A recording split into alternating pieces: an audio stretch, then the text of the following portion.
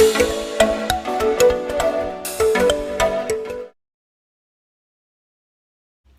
Swastiastu, selamat pagi. Perkenalkan, nama saya Nikada Eudia Paramita. Di sini saya akan menjelaskan tentang KMS dan KPSP. Di mana yang pertama saya akan menjelaskan tentang pengertian KMS, yaitu KMS adalah kartu menuju sehat, di mana kartu ini adalah kartu yang memuat informasi tentang kurva pertumbuhan anak berdasarkan berat badan, menurut usianya dan dibedakan berdasarkan jenis kelaminnya. Adapun fungsi dari KMS, yaitu yang pertama itu alat untuk memantau pertumbuhan anak lewat grafik pertumbuhan sesuai standar WHO yang dicantumkan dalam KMS. Yang kedua, catatan pelayanan kesehatan anak, karena di dalam kartu menuju sehat juga terdapat riwayat pelayanan kesehatan yang diterima oleh anak, termasuk jadwal imunisasi dan pemberian kapsul vitamin A. Yang ketiga yaitu alat edukasi, karena di dalam KMS juga disertakan cara merawat anak, misalnya pemberian makan yang baik dan penanganan anak ketika diare. Selanjutnya yaitu saya akan menjelaskan tentang cara membaca KMS, yaitu di mana setelah anak ditimbang berat badannya, dokter atau tenaga medis akan memberikan titik sesuai bulan waktu anak diperiksa. Tugas selanjutnya yaitu adalah memperhatikan lokasi titik tersebut.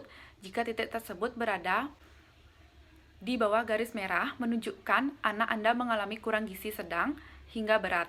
Jika anak Anda berada di zona ini, maka segera bawa anak ke dokter spesialis, ke spesialis anak untuk mendapatkan pemeriksaan kesehatan lebih lanjut. Selanjutnya itu terletak di daerah 2 pita warna kuning atau di atas garis merah. Hal ini menunjukkan anak tersebut mengalami kurang gizi ringan. Anda tidak perlu panik. Yang perlu dilakukan adalah mengevaluasi pemberian makanan. Selanjutnya yaitu 2 pita warna hijau muda dan warna hijau tua di atas pita. Di atas pita kuning menunjukkan anak memiliki berat badan yang cukup atau status gizi baik dan normal. Meski begitu, berat badan anak tidak perlu ditimbang dan diawasi agar senantiasa sesuai dengan umurnya. Selanjutnya yaitu 4 pita di atas warna hijau tua, 2 pita warna hijau muda ditambah 2 pita warna kuning, menunjukkan anak memiliki berat badan yang lebih di atas normal. Jika anak mengalami hal ini, segera konsultasikan ke dokter untuk mendapatkan pelayanan kesehatan yang tepat. Perlu diingat bahwa anak yang kelebihan berat badan mudah terkena berbagai penyakit seperti obesitas dan serangan jantung. Nah, di samping itu, Anda juga perlu melihat perkembangan titik di setiap bulan. Apakah titik naik atau turun, semakin menanjak atau malah menurun. Masing-masing perkembangan ini ada artinya, yaitu yang pertama, bila titik pada grafik lebih tinggi dibandingkan bulan sebelumnya, tandanya berat badan anak Anda naik. Selanjutnya, bila pada grafik sejajar dengan bulan sebelumnya, maka berat badan anak Anda sama dengan bulan sebelumnya. Anda harus meningkatkan pemberian makan baik mutu dan pemberiannya. Selanjutnya yaitu bila titik pada grafik lebih rendah dari bulan sebelumnya, maka berat badan anak mengalami penurunan. Hal ini dapat terjadi terutama bila anak memasuki usia 6 bulan di mana gigi sudah mulai tumbuh. Biasanya bila gigi akan tumbuh,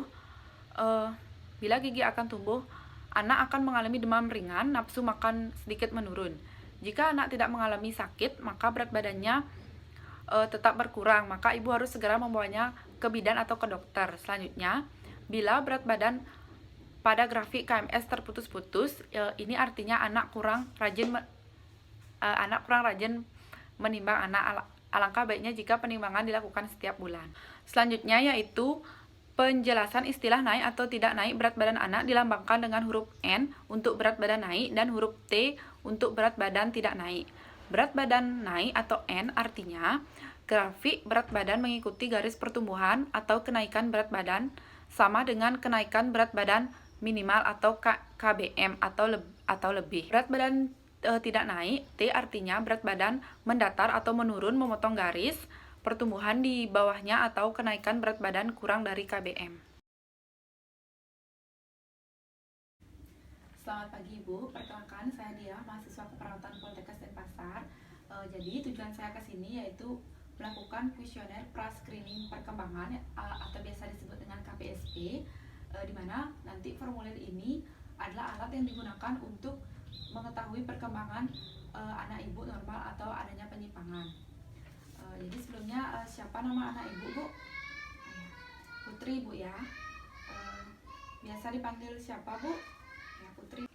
Tanggal lahir anak ibu tanggal berapa, Bu? 5 Februari 2020 Bu ya. Berarti usianya 3 bulan ya Bu ya. Ya. Baik, di sini saya akan menanyakan beberapa pertanyaan dari kuesioner pra-screening perkembangan KPSP, yaitu di sini ada 10 pertanyaan, di mana yang pertama saya akan menanyakan, pada waktu bayi terlentang apakah masing-masing lengan dan tungkai bergerak dengan mudah Bu? Ya, bisa Bu ya. Yang kedua itu pada waktu bayi terlentang apakah anak ibu melihat dan menatap wajah ibu? Ya, menatap Bu ya. Apakah bayi dapat mengeluarkan suara-suara lain seperti mengoceh di samping selain menangis Bu? Ya, dapat Bu ya. Pada waktu anak ibu terlentang, apakah anak ibu dapat mengikuti gerakan ibu dengan menggerakkan kepala kanan atau ke kiri Bu? Bisa Bu ya. Selanjutnya yang kelima itu, pada waktu anak ibu terlentang, apakah anak ibu dapat mengikuti gerakan ibu dengan menggerakkan kepalanya dari satu sisi? Dapat juga Bu ya. Pada waktu ibu mengajak anak ibu berbicara dan tersenyum, apakah anak ibu juga tersenyum atau mau sedikit berbicara dengan ibu? Oh ya Bu ya. Pada waktu anak ibu terlungkup di alas yang datar, apakah anak ibu dapat mengangkat kepalanya sendiri Bu? Dapat Bu ya. Pada waktu anak ibu terlungkup di alas yang datar, apakah anak ibu dapat mengangkat kepalanya seperti menengadah itu Bu? Ya, bisa Bu ya. Yang kesembilan, pada waktu anak ibu terlungkup di alas yang datar, apakah anak ibu dapat mengangkat kepalanya dengan tegak? Dapat Bu ya. Apakah anak ibu suka tertawa keras walau tidak digeliti atau diraba-raba Bu? Oh ya, dapat Bu ya. Terima kasih ya Ibu ya atas waktunya. Sebelum saya tinggalkan, apakah Ibu ada yang ingin ditanyakan? Oh ya, semua sudah jelas ya Bu ya. Baik Bu, terima kasih atas waktunya. Saya tinggalkan ya Bu ya. Selamat pagi.